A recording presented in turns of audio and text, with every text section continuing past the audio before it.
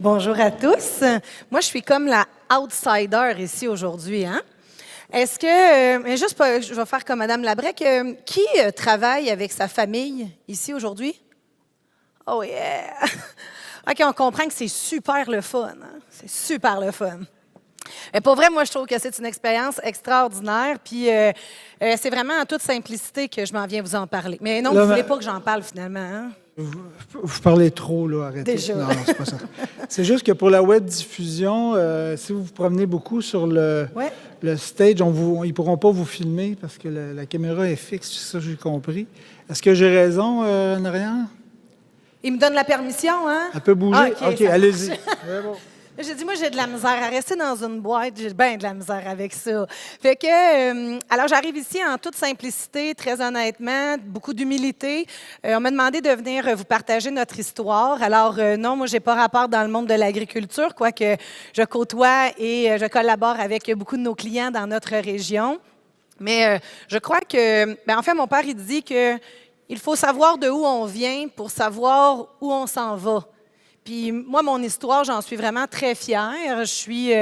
En fait, je me sens privilégiée dans plusieurs aspects de ma vie. Puis c'est dans cette idée-là que je suis venue ici pour vous le partager, puis vous dire un peu comment ça s'est passé pour nous.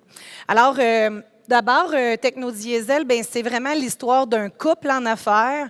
C'est aussi l'histoire d'une famille en affaires, puis c'est aussi l'histoire de plusieurs collaborateurs de très longue date. Alors, Techno existe depuis 42 ans, puis on a fêté des collaborateurs qui sont avec nous depuis 40 ans. Alors ça crée une histoire qui est très profonde, puis qui est remplie d'amour et de reconnaissance, bien plus large que juste la famille, puis je pense que ça, vous pouvez vraiment le comprendre. Alors, moi, notre histoire, j'espère que... Bon, en fait, je pense qu'on est pas mal dans la même affaire. Hein? Il y a des hauts, là, mais il y a eu quelques affaires un peu difficiles. Je pense que c'est l'histoire d'une business. Puis c'est vraiment drôle, quand on est en affaires, il y a des gens qui disent « Ah, toi, t'es chanceux, hein, t'as ton entreprise, tu sais. » Chanceux, oui. Ah oui, ça doit être facile, tu sais. Il me dit « Ben non, moi, c'est drôle, il n'y a jamais personne qui m'a dit ça. Tu vas voir, rentre travailler dans le business, prends la relève de l'entreprise, tu vas voir, c'est facile. » Il n'y a jamais personne qui nous a dit ça, c'est facile. Mais assurément, on a quand même choisi d'être là. Puis je crois qu'au-delà de la facilité, il y a quelque chose de vraiment extraordinaire qui est à l'intérieur de nous. En tout cas, il est à l'intérieur de moi. Alors, je vais juste commencer à vous parler un petit peu de l'histoire de l'entreprise, mais avant tout de l'histoire des fondateurs. Mes deux parents sont fils et filles d'agriculteurs. En fait, ils ont habité, leurs deux fermes étaient à 1 demi-kilomètre de distance dans la petite ligne de Saint-Alexis-de-Montcalm. Alors, c'est des gens, c'est deux familles extraordinaires qui avaient des valeurs communes, des valeurs de famille, mais des valeurs de travail vraiment très présentes. Alors, ça fait en sorte que c'est comme un terreau qui était... on peut dire similaire ou du moins propice à l'émergence puis à quelque chose de très solide dans leur union. En fait, il fallait vraiment qu'ils soient faits solides parce qu'ils ont eu quelques défis à travers leurs années. Ma mère, quand elle a rencontré mon père, elle était vraiment super contente parce qu'il travaillait à la cimenterie. La cimenterie, là, c'était une grosse business à Joliette. Puis mon père avait une belle job stable, un bon salaire, tu sais, une job assez régulière. Parce qu'elle, comme fille d'agriculteur, elle trouvait pas ça si évident, tu sais, l'instabilité. Tu sais, qu'est-ce qui va se passer l'été ou l'automne, tu sais, là, cette affaire-là. Là. Fait qu'elle était vraiment heureuse d'avoir sorti de ce monde-là. Puis elle se disait, moi, mon chum, là, il a une bonne job. Fait qu'il travaillait à la cimenterie, tout allait bien, jusqu'au jour où il a commencé à y parler que, il se sentait un petit peu étouffé. Je ne sais pas si vous connaissez ça des entrepreneurs, hein, si vous sentez ça à l'intérieur de vous, mais en général, dans une boîte, là, un entrepreneur, là, il est un peu mal.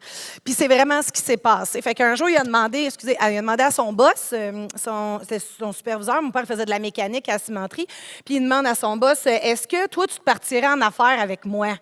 Puis son boss a répondu, ouais, d'accord, mais tant que c'est pas à Saint-Alexis-de-Montcalm, parce que ça, c'est vraiment trop loin. Si tu trouves quelque chose à Joliette, c'est correct, on y va. Alors, le soir, mon père est parti de la cimenterie, a tourné le coin de la rue, a vu l'agriculteur qui était assis sur son balcon à se bercer, arrête pour lui demander « Est-ce que tu me vendrais ton bout de terre? » L'agriculteur a dit « Non, pas pantoute, moi je te vends l'eau ou rien pantoute. » Mon père, d'accord. « Combien tu me vends ça? 24 000 piastres. Parfait, je le prends. » Le lendemain matin, il revient à son boss puis il dit « C'est parfait, on est prêt à partir en affaires. On va vraiment, on a notre place d'affaires, on s'en va au coin de la rue, on s'en va à Joliette. » Il revient à la maison, il dit ça à sa femme. Sa femme, il répond « Non, mais c'est pas ça le deal que j'avais choisi, moi. Non, c'est pas ça du tout. Puis l'argent, tu vas le prendre d'où? » L'argent? Pas de problème. Je vais aller demander à mon parrain, il va me prêter l'argent. Fait que mon oncle Isidore, il a hypothéqué sa maison pour pouvoir donner l'argent à Marcel pour qu'il puisse acheter le terrain puis construire son garage. Puis ma mère, comme membre d'une famille où est-ce que quand il y a de l'ouvrage à faire, où est-ce qu'on est? On est là. Quand il y a quelque chose à faire puis qu'il y a quelque chose qui se bâtit, vous êtes pareil, on est de la partie. Alors, elle était vraiment dans l'histoire, même si ça ne tentait pas bien. Puis même si elle avait bien des craintes, mais au moins mon père était accompagné par son partenaire ou son superviseur qui, là, avait quitté lui aussi. Fait que l'entreprise a débuté en 1977 et c'est pour ça que je l'appelle mon frère, parce qu'en fait, l'entreprise, elle est née 15 mois avant moi. Mais mon frère a vraiment fait partie de ma vie depuis tout le temps, parce que, bien sûr, on en parlait tout le temps. Alors, durant les 10 premières années de la vie de l'entreprise, ça a été un grand, grand défi pour mes parents parce que mon père, en fait, il était animé profondément d'un désir de servir. En fait, la seule réponse qu'il était capable de donner à une question, c'était oui. Hein? Viendrais-tu me réparer cette nuit? Ben oui. Tu pourrais-tu me faire du crédit? Ben oui. Tu pourrais-tu? La réponse, c'était oui. Puis Jacette était en arrière, puis elle essayait de ramasser puis d'organiser. Parce que ma mère, elle, c'est une fille de respect. C'est une personne qui était à l'ordre, puis elle voulait honorer les engagements. C'est comme ça qu'on est quand on a des valeurs profondes. Alors, ils faisaient équipe, mais ils ne se rejoignaient pas toujours dans une façon calme et zen. Connaissez-vous ça, vous autres, de l'attention à la maison? Moi, c'était ça. C'était vraiment ça. Fait que l'argent a fait partie de notre vie, a fait partie des enjeux majoritaires, prioritaires durant les 10 premières années de la vie de l'entreprise, puis ça a été quand même vraiment élevé. En fait, il n'y en avait pas d'argent. Puis après 2 ans, en fait, le partenaire d'affaires a dit à mon père, ça va-tu être bientôt qu'on va faire de l'argent? Ça s'en vient-tu, cette affaire-là? Mon père a répondu, faire de l'argent? Mais c'est pas du tout la raison pour laquelle on est en affaires. Mais non, on est là pour servir les clients. C'est ça notre raison d'être. Fait que c'était vraiment extraordinaire là, comme idée, là, mais c'était pas si facile à gérer comme solution. Puis comme alors, mon père empruntait de l'argent, puis ma mère elle s'organisait pour remettre l'argent. Ils ont vraiment fait équipe, par exemple, parce que c'était vrai. Tous les engagements qu'ils ont pris, ils les ont respectés. Tout ce qu'il y avait à faire. Mon père, une idée était derrière l'autre, un projet était derrière l'autre. À un moment donné, il a pensé vendre l'entreprise. En fait, ma mère avait réussi à le convaincre de dire, là, ça n'a plus de bon sens, Marcel, là, essaye de vendre ça. Il est allé voir des hommes d'affaires, puis les hommes d'affaires n'ont pas voulu l'acheter. Fait qu'il est revenu à ma mère, puis il a dit, bon, il n'y a personne qui veut, fait que on va continuer. Je me dis, là, pourquoi tu as dit, on continue? Pourquoi tu n'as pas juste dit, écoute, personne n'en veut, fait que, peut-être que c'est une démonstration, que peut-être que notre projet est peut-être pas super solide. Non, il était convaincu, lui, de ce qui se passait puis de où est-ce qu'il s'en allait. Fait que les 10 premières années, un beau, gros défi, tout autour de l'argent, mais tout aussi au niveau de l'harmonie dans le couple puis dans les besoins qu'ils avaient. Alors, quand on arrive à la 2e décennie, donc c'est-à-dire enfin, à 10 ans de succès, c'est vraiment une grande fête.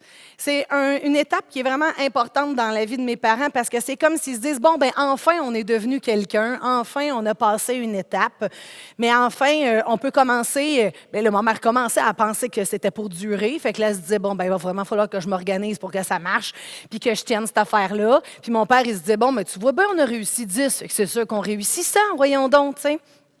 Alors, à ce moment-là, on est les 4 sur la photo. Parce que durant les 10 premières années, bien sûr, ils ont eu une entreprise, mais ils ont eu aussi 4 enfants. Fait qu'à travers ça, ben nous, on était tout le temps présentes. On était top présente. Fait que c'est ça votre réalité d'agriculteur, mais c'est vraiment la réalité de ma vie. Moi, durant toute ma vie, le soir, on soupait à la maison. Puis comment s'est passée ta journée, toi? Puis toi, ta journée? Puis là, arrivait le tour à mon père. De quoi qu'il parlait, vous pensez? Ben c'était de techno. Fait que de quoi qu'on parlait tout le restant du souper? C'était techno. Fait qu'on entendait parler des histoires des banquiers, des gars qui avaient rentré dans une porte de garage, des problèmes de réparation qu'on avait. On les entendait toutes, les histoires. À ce moment-là, mes parents, ils ont vu, c'est comme si là, il y avait besoin d'être structuré. Mon père avait commencé une implication dans un organisme qui s'appelle le Groupement des chefs d'entreprise. Puis là, je me permets de faire un salut tout spécial à Pierre Beaulieu, qui a joué une place majeure dans la vie de mes parents puis dans la continuité de notre entreprise, parce que mes parents, ils disent que s'il n'y avait pas eu le groupement, il n'y aurait plus d'entreprise. Fait que le groupement, c'est un principe de cellules d'entrepreneurs qui se réunissent pour pouvoir échanger, s'entraider. Fait que mon père, il allait voir ses chums de boys, ses entrepreneurs, puis il échangeait des idées avec eux autres. Puis là, ma mère, quand elle n'en pouvait plus, elle disait « Va donc parler avec tes chums, puis retourne-nous donc avec une idée. » Puis là, elle se disait « Bien, au moins, peut-être qu'ils vont réussir à y calmer les nerfs ou à y amener des bons points ou des bonnes idées. » Puis... fait que ça a vraiment été une étape qui a été très importante de se faire, de vivre l'entraide, de s'ouvrir dans les réalités qui étaient vécues. Puis la gang du groupement est arrivée à un moment donné dans un club, puis on dit, bien là, il faudrait commencer à parler de l'avenir. Tu sais, c'est quoi la continuité de nos entreprises? Puis là, mon père, il disait, bien, moi, je l'ai, la continuité de mon entreprise. Les gars, ils disaient, mais Marcel, arrête, là, tes filles, ils ont 10 ans, là, c'est quoi l'affaire? Mais non. Mes filles, c'est eux autres qui vont être la continuité. C'est pour ça que j'ai créé l'entreprise. Oui, mais là, il ne faudrait pas que tu les étouffes avec cette histoire-là. Non, je les étouffe pas. Ils font partie de l'organisation. Ils sont là tout le temps. Alors, nous autres, la fin de semaine, là, ce qu'on faisait, c'est qu'on jouait dans les trucks. Moi, j'ai tout le temps dit à mon père, s'il avait pu choisir un autre domaine que le domaine des camions, vous comprenez que ça l'aurait fait mon affaire. Hein? Alors, mais c'était l'environnement dans lequel est-ce qu'on était. Fait qu'on jouait dans le garage, on jouait dans les camions, on jouait dans le cours. C'était notre environnement de tout le temps.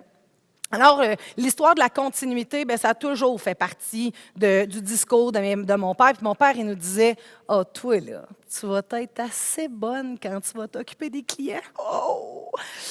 Ah, puis toi, avec le banquier. Aïe, aïe, aïe, aïe. » Fait que là, il encourageait. C'est comme s'il semait, mais en même temps, il semait à l'intérieur de nous aussi une confiance, puis un regard aimant dans qui on était, dans nos capacités, puis dans le beau qu'il y avait de possible à créer ensemble.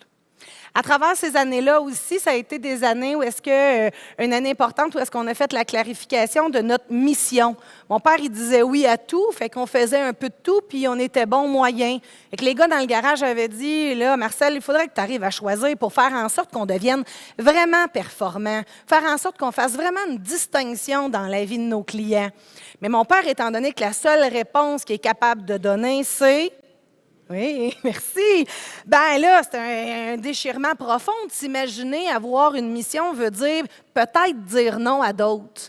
Mais il est tellement extraordinaire que ce qu'il a développé comme stratégie, c'est qu'il disait, ce que je vais faire, c'est pour être certain que nous, notre mission étant vraiment au niveau des camions et qu'on a délaissé les loaders, les graders, les pépines, tous les équipements plus diesel, autres, pour se concentrer vraiment sur le camion. Il a dit, je vais faire en sorte, pour être certain d'avoir le territoire ou le marché plein, bien, d'envahir ou d'étouffer mes compétiteurs avec ce qu'on veut moins. Fait qu'il répondait aux clients, ben oui, je suis capable de te réparer. Non. En fait, ben oui, tu vas pouvoir te faire réparer chez lui. Ben oui, c'est possible de répondre à ton problème par là-bas. Et il dispatchait de cette façon-là, mais ça a permis de garder, de maintenir une qualité de relation avec les clients, puis de vraiment faire partie encore de la relation, de contribuer dans la relation avec les clients. Fait que cet aspect-là de mission, ça a été important parce que ça a donné une clarté d'action, puis aussi, ça a permis d'enclencher les prochaines actions de développement pour l'entreprise. Ça a donné un chemin qui était droit parce que ma mère était la gestionnaire de notre organisation et étant une gestionnaire plus structurée, bien, ça y donnait un chemin dans lequel aller et pouvoir amener les gens. Alors, agrandissement, mission, émergence des valeurs, ça se passe tout entre 10 et 20 ans de l'histoire de l'entreprise. Puis arrive une étape qui est quand même très importante dans nos vies, où est-ce que, il y a une annonce, la cimenterie de Beauport ferme, on sait qu'on va avoir plus d'ouvrages dans la région de la Naudière parce que ça va s'en venir à la cimenterie de Joliette, qui est à côté de chez nous, on s'en rappelle, hein? Puis les camions passent à côté de la cimenterie. Il y a une occasion d'affaires où est-ce qu'on se dit, il va y avoir plus d'activités dans notre région. Fait que il faut agrandir, c'est vraiment important. Puis pour la première fois en 20 ans, mes 2 parents sont d'accord. Mes 2 parents, ils voient l'opportunité sur le même œil, ils savent que c'est risqué, mais ils se disent, là, c'est l'étape où est-ce qu'on a à grandir, puis on y va. Alors, ils partent le projet d'agrandissement. On prépare un agrandissement qu'on double la superficie de travail. C'est vraiment très important. La structure se monte, puis pendant que ça se monte, il faut faire un paiement au contracteur. Puis on appelle le banquier, puis le banquier il dit « Ouais, c'est parce qu'il y a un petit souci. » Il y a un petit souci avec le financement. On a vérifié, les ratios ne tiennent pas tout à fait. Puis il faudrait que vous injectiez de l'argent. Il faudrait que vous voyiez injecter 300 000 dans la business pour qu'on soit capable d'équilibrer nos ratios pour pouvoir vous financer ce que vous avez de besoin. OK, pour nous, là, il n'y en avait pas d'argent. Là. Pour nous, là, tout l'argent qui était fait était laissé dans l'entreprise pour faire en sorte de soutenir les projets puis de soutenir la croissance. Il n'y en avait pas. Fait que c'était vraiment de les mettre dans le coin du mur. Puis ma mère, elle se roulait à terre tellement qu'elle était découragée. Il y avait du monde à payer. Elle n'était pas capable de respecter ses engagements. Puis mon père, tout content, qu'est-ce qu'il dit? Oh, mais c'est une bonne idée. C'est une bonne idée. Les gars au groupement, ils disent que quand on va avec du capital de risque, là, c'est comme là, le moment là, de faire une croissance extraordinaire dans nos entreprises. C'est vraiment des bons partenaires. Puis il y a plein de mes chums qui l'ont fait. Fait que je pense que c'est une bonne occasion de pouvoir grandir encore plus. Fait que ma mère, elle n'en a pas d'autre option. Elle sait pas, il n'y en a pas d'autre option. Fait que on s'en va dans cette direction-là. Ça veut dire qu'on partage, on faut laisser une portion des actions de l'entreprise. C'est quand même une grosse affaire. Puis la construction se fait. Honnêtement, c'est pas de l'harmonie d'enfer dans cette affaire-là. Puis il y a des stress parce qu'après ça qu'on a agrandi, ben c'est pas parce que tu as grandi qu'il y a de l'ouvrage qui rentre arrangé de même puis que là, hop, la vie, tout est merveilleux, tu sais. Fait que non, c'était des périodes qui étaient... Après chacun des agrandissements, c'était des contre-coups qu'il y avait à vivre. Puis mes parents, ils en parlaient tout le temps, hein? Fait que ils se levaient le matin ensemble, ils en parlaient à job le jour, ils revenaient le soir, puis on en parlait. C'était toujours présent. Puis cette période-là, c'était une période qui était très tendue, entre autres. Et, une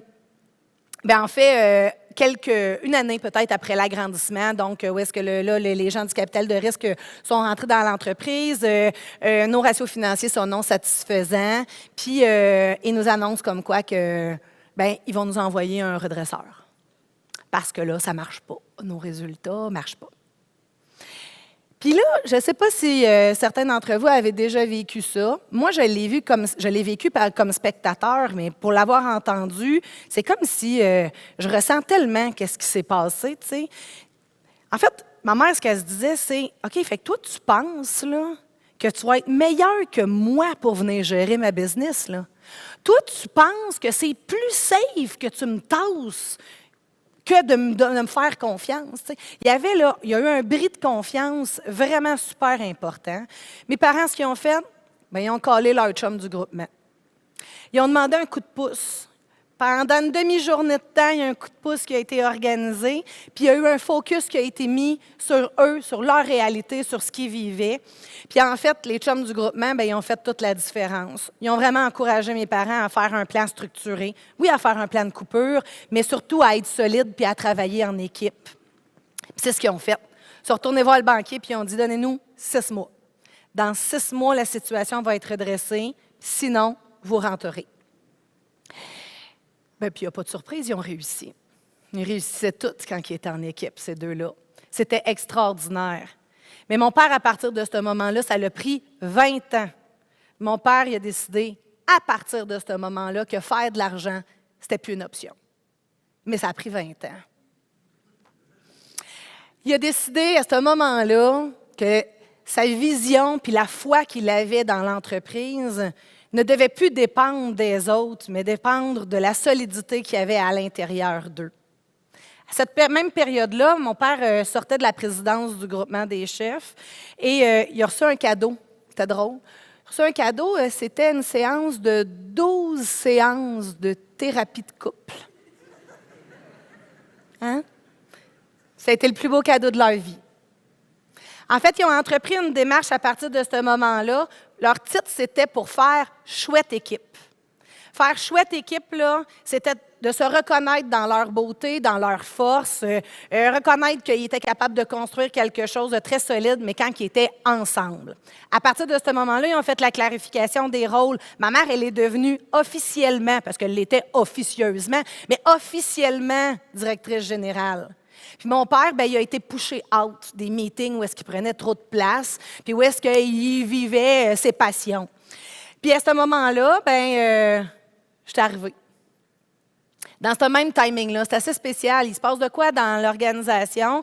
Puis, mon père a le genou à terre parce que, tu sais, dans les coupures, il avait coupé du monde. Fait que ça voulait dire que c'était lui qu'il fallait qu'il travaille. Mais s'il travaillait, il travaillait jour-soir. Alors, ça a fait en sorte que c'était très exigeant. Je suis rentrée dans l'entreprise, puis c'était un très grand moment parce que j'en avais rêvé depuis beaucoup d'années. Je suis rentrée comme planificatrice, puis en fait, comme belle jeune, 22 ans, les larmes m'ont accompagnée, je dirais, tout le temps.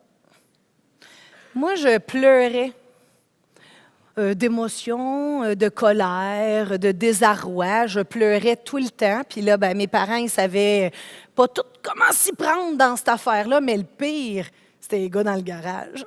Et là, eux autres, là, ils tombaient complètement déstabilisés parce qu'en quelque part, ils se disaient, OK, là, mais là, on fait quoi avec cette boule d'émotion-là, tu sais? Puis cette boule d'émotion-là, elle voulait faire sa place. Moi, là, je voulais faire une différence, je voulais être à la hauteur.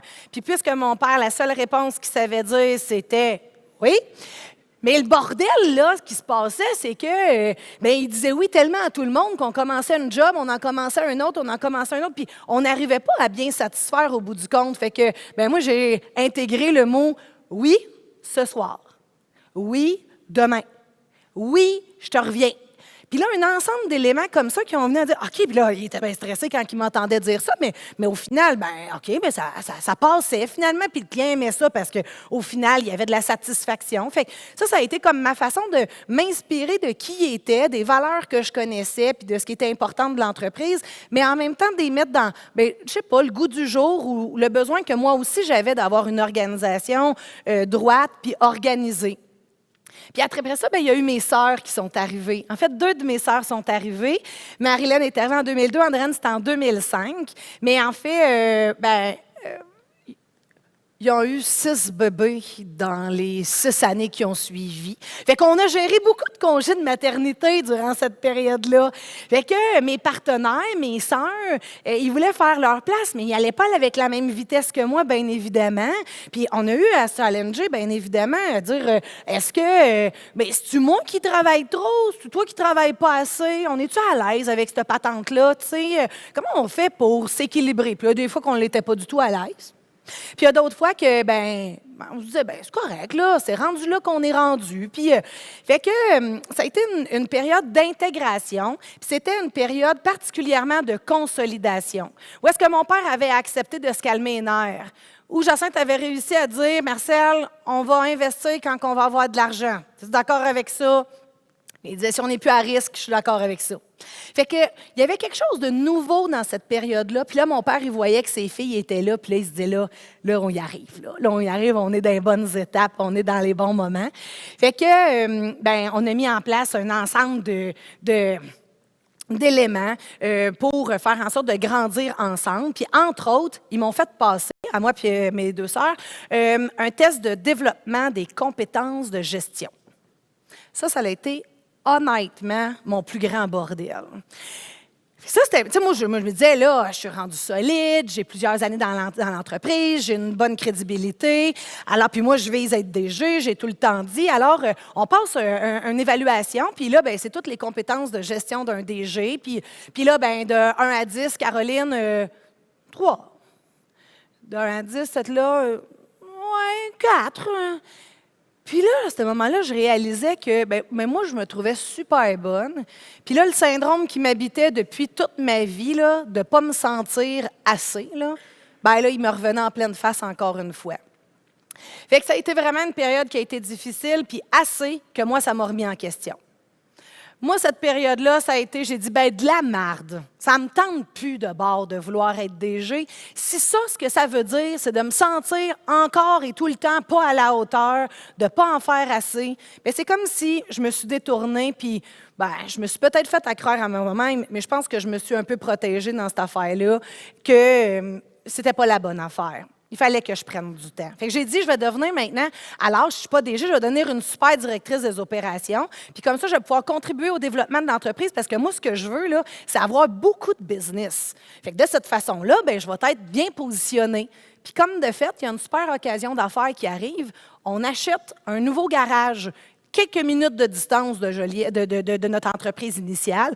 Moi, je me dis, je suis prête, je me suis formée pour ça, je me suis vraiment développée, j'ai pris compte que j'étais peut-être pas à point par rapport à la direction générale, mais je comprends. Puis mes parents ont décidé de choisir quelqu'un d'autre. Ça n'allait pas bien à ce moment-là. En fait, ils ont décidé quelqu'un d'autre parce qu'ils ont dit, Caro, si tu sors de chez Techno, ça ira plus bien chez Techno. Ça a été un apprentissage de ma vie. Devenir indispensable à ton organisation, ça te met toi-même dans la marde autant que ton entreprise. Vraiment, ça me coupait les ailes parce que dans le fond, j'étais devenue bonne. Hein, c'est beau ça, hein? Mais comment tu fais ça après? Te donner de l'espace pour passer à d'autres choses. Fait que je suis pas dans une très, très bonne période. J'arrive dans le bureau de ma mère, mois de juin 2011, ça va pas bien. J'ai pas un air super fantastique. On se rappelle que ma mère, c'est ma patronne depuis toujours. Puis ma mère, elle me dit, là, Caroline, il faudrait que tu travailles moins. Il me semble que là, calme tes choses. Puis je dis, mais pourquoi? Mais pourquoi, dans le fond? Là, je vais faire ce que j'ai à faire, parce que, anyway, toi, tu t'en iras jamais. Ah, tu voudrais que je m'en aille? Oui. Là, elle dit, quand? Ah, ça, c'était vraiment une nouvelle question. C'est quand tu voudrais que je m'en aille? Puis là, je me suis dit, là, je pense que j'ai une occasion. J'ai une occasion. Et à ce moment-là, j'ai répondu, donne-moi 18 mois. Et elle m'a répondu, d'accord. Ah là, c'était complètement nouveau là, comme conversation. Elle dit, à une condition, je voudrais qu'on travaille avec la consultante qui m'avait fait passer le test de développement de compétences de gestion pour nous accompagner puis voir est-ce que ça aille bien ensemble puis qu'on soit soutenus. Alors, j'ai mis en place un ensemble de choses. Alors, j'ai embauché ma sœur, ma dernière sœur, numéro 4. Elle n'a pas connu ma mère comme patronne. C'est moi qui l'ai accueillie dans l'organisation. J'ai commencé l'école d'entrepreneurship de Beauce, qui a été majeure dans ma vie, puis d'arriver à identifier qui j'étais comme chef, mais aussi comme entrepreneur. Puis, en fait, j'ai organisé mon équipe pour faire en sorte qu'on soit vraiment prête. Puis, le 21 décembre 2012, 18 mois, jour pour jour, après l'engagement de ma mère m'a présenté à l'ensemble des collègues dans l'entreprise et elle m'a présenté comme étant la continuité.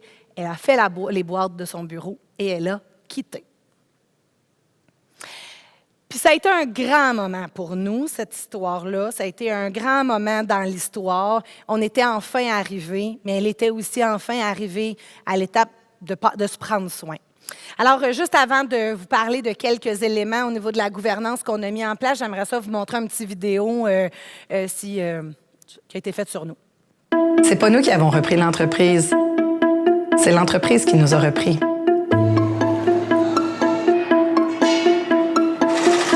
Je suis née 1 an plus tard que Technodiesel. Alors, c'est pour ça que j'ai toujours dit que Technodiesel, c'était mon grand frère. Technodiesel a été créé en 1977 par mon père. Maintenant, les 4 sœurs relèvent de l'entreprise. Technodiesel, c'est l'histoire de notre vie. En fait, on a toujours été ici. Nous, le samedi puis le dimanche, notre terrain de jeu, c'était Technodiesel.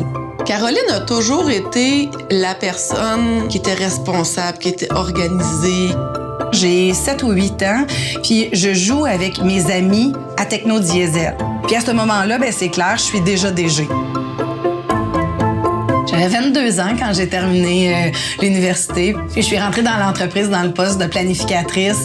Là, c'était alléluia, c'était le bonheur. Nous, on a un conseil de famille depuis très, très longtemps. On aborde les sujets ensemble de comment va notre relation, puis comment se passe mon travail, comment se passe ma vie. En conseil de famille, il y a eu le sujet de Caroline à la direction générale, ça fait quoi? Il y avait une grande confiance dans ce choix-là, avec des mais. Au début, ça m'a confrontée. Je me suis demandé, mais qu'est-ce que j'aurais à gagner à vouloir donc bien être la patronne de mes sœurs? Caroline a toujours eu et a encore une grande ouverture. Ce besoin-là que j'avais de ne pas rester dans un carcan de gestion hiérarchique dans lequel est-ce que mes sœurs se sentaient pas bien, puis où est-ce que moi, j'en tirais pas mon compte non plus. Durant les 10 premières années de mon expérience dans l'entreprise, mon regard était principalement posé sur moi. D'être ensemble, toutes égal à égal, c'est ce qui fait toute la différence dans l'implication puis dans la solidarité de nos décisions. Cette sensation-là que le travail d'équipe fait partie du quotidien. Puis c'est pas une question de sœur, ça. C'est pas une question de famille, c'est une question de culture.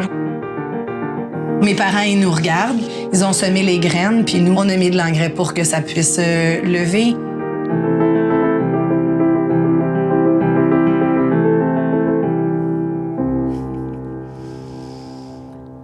Alors, vous voyez peut-être juste à l'énergie que mes sœurs dégagent qu'ils en ont du nerf, eux autres aussi.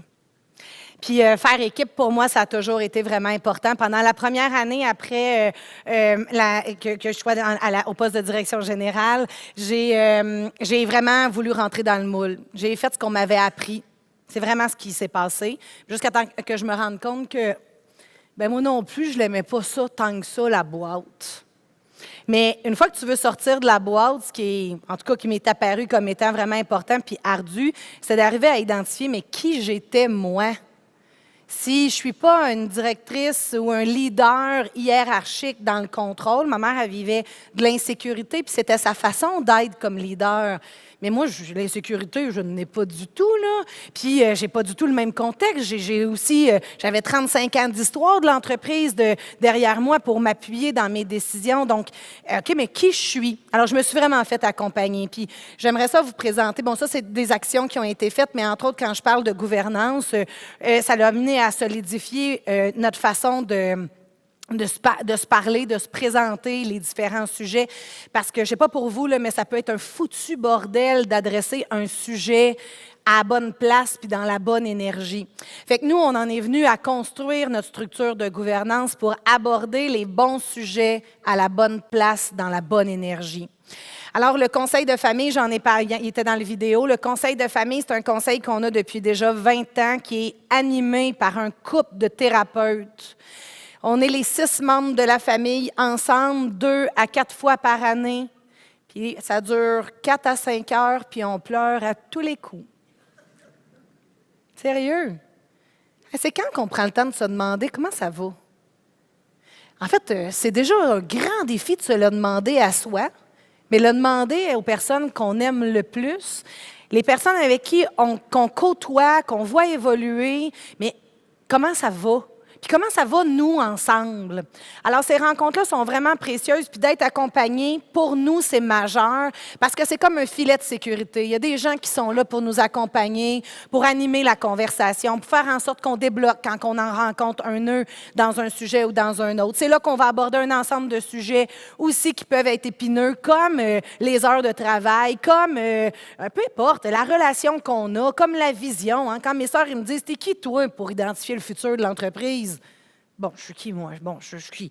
Bien, j'ai un rôle dans l'entreprise, mais en même temps, mon rôle, j'ai besoin de vous puis de vos idées. Fait que dans le fond, je ne veux pas être quelqu'un d'autre que être avec vous autres, mais c'est de cette façon-là, qu'on se challenge puis qu'on arrive à trouver la bonne conclusion ou de faire équipe. On a également un comité d'actionnaires où ça, c'était vraiment super important d'avoir un lieu où est-ce qu'on parle de la business, des investissements et non pas des opérations de l'entreprise. Puis là, aujourd'hui, c'est là que mes parents y trouvent leur compte dans leur contexte encore d'actionnaires. On a décidé de les garder comme actionnaires. On s'est beaucoup posé la question, puis on a considéré que c'était des partenaires majeurs et vraiment utiles à notre entreprise. On a un comité consultatif qui m'aide, moi, comme leader, à identifier ma vision puis mon futur, le futur de notre organisation.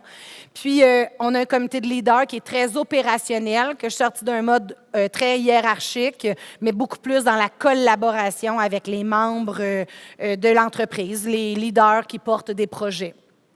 Cette gouvernance-là, on n'est pas tout le temps en meeting, là, je vous confirme, vraiment pas, sauf que ça fait en sorte qu'on sait quand on a quelque chose à adresser, bien, quand c'est qu'on l'amène. Alors, je vous l'ai présenté brièvement, mais c'est un sujet qui pourrait s'étirer en grande présentation parce qu'il y a autant de modèles de gouvernance qu'il y a de modèles d'entreprise. Mais moi, je considère que c'est à cause de cette structure-là, de l'amour que mes parents ont eu, mais de la vision particulièrement qu'il n'y a pas de business s'il n'y a pas d'harmonie. Mes parents étaient très, très clairs sur cet élément-là, puis ça fait en sorte que, ben oui, on a pu passer la présidence, puis qu'aujourd'hui, ça, c'est la business qu'on a. C'est une magnifique entreprise où est-ce qu'on est maintenant à travers le Canada, puis ben, je dirais que c'est ça qui me rend le plus fière. Je vais juste reculer. Alors, je vous présente ma famille, je vous ai présenté mon histoire, mais je vous invite à réfléchir à votre histoire, puis surtout au moment que vous choisissez pour vous arrêter, vous, comme leader, puis à regarder les personnes qui vous entourent dans ce que vous avez le goût de créer puis de construire pour le futur. Puis prendre le temps de trouver nos réponses à l'intérieur de nous, prendre le temps d'écouter les autres, je pense que c'est essentiel. Merci beaucoup de votre attention.